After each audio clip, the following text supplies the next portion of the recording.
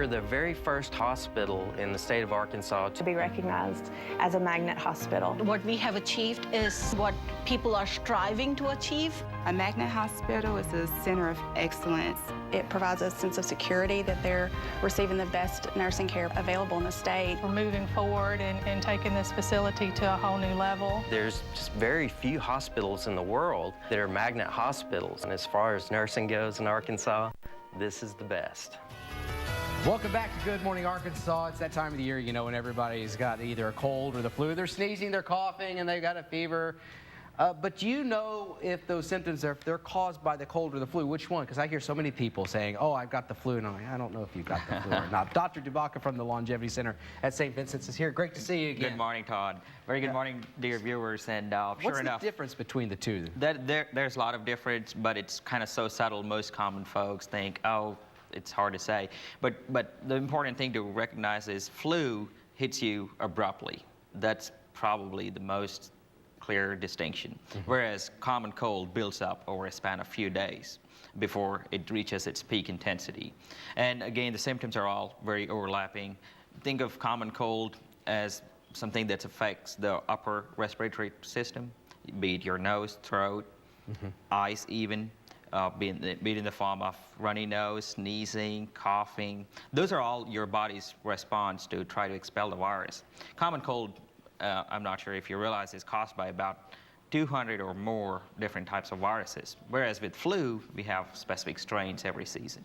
All right, and so yeah, the cold is a virus and the flu is a It's a virus too. It's a virus too. It's called the influenza virus.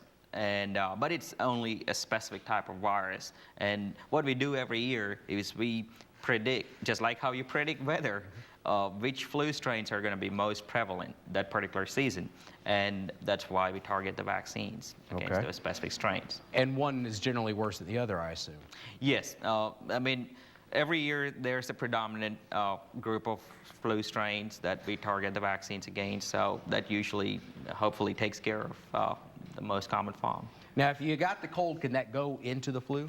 There's always a possibility, and depends on what you're exposed to, what your underlying immune status is. So if you're in the right setting, let's say you got flu and I'm around you and I already have some cold virus going on, it's definitely a possibility for me to contract some flu from you. I guess that's when people get the flu shot, they think, oh, I got the flu from the flu shot, but maybe they had a cold or something like that. They did. And also, it's very interesting that you brought up that topic, because I do have a lot of patients who say they don't believe in flu shots. They got very sick the last time they had one.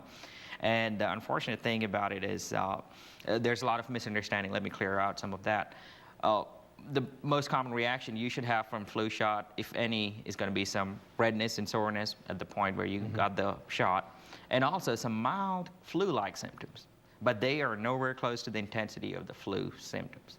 Okay. And that's a small trade-off, considering the full-blown flu. So the treatment differs between a cold and a flu, too? Yes. Like I said, these are all viral illnesses, and we treat them symptomatically.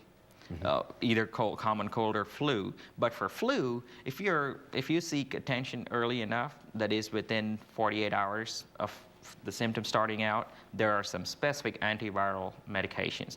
You might have heard the brand Tamiflu. I mean, it's something that we use pretty often.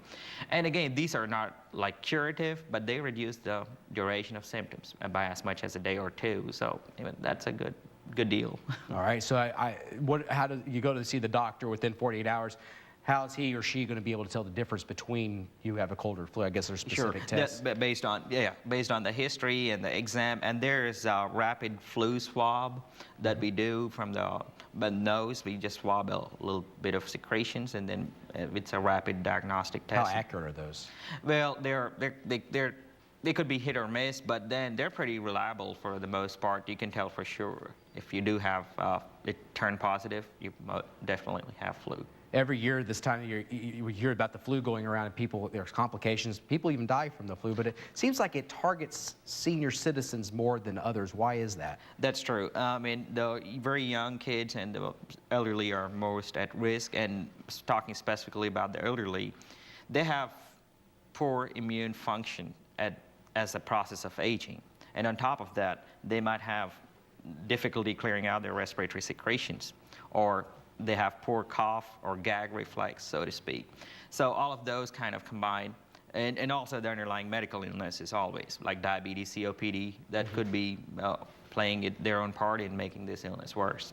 And it is common to have them die from the flu, pneumonia, so to speak. Pneumonia is pretty much infection of the lungs when it goes into the lungs. All right, that's why it's a priority to get on top of those infections and those viral infections. That's right. Seek attention early on. And get the flu shot too. I mean, I would strongly encourage. And time for flu. The question was is it time? Yeah. Yes, it is time.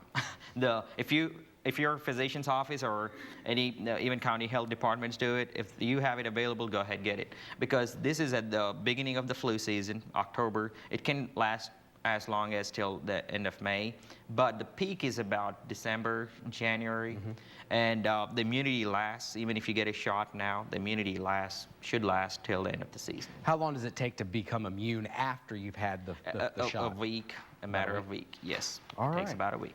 That's some great information. Thank you so much for coming on the show. Thank you very much. Dr. Dubbaka. And again, there's some tips for avoiding the flu and the cold right there.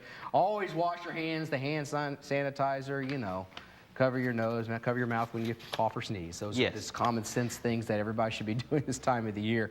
All right, Dr. Dubbaka is available for discussion if you'd like to talk to him or see him.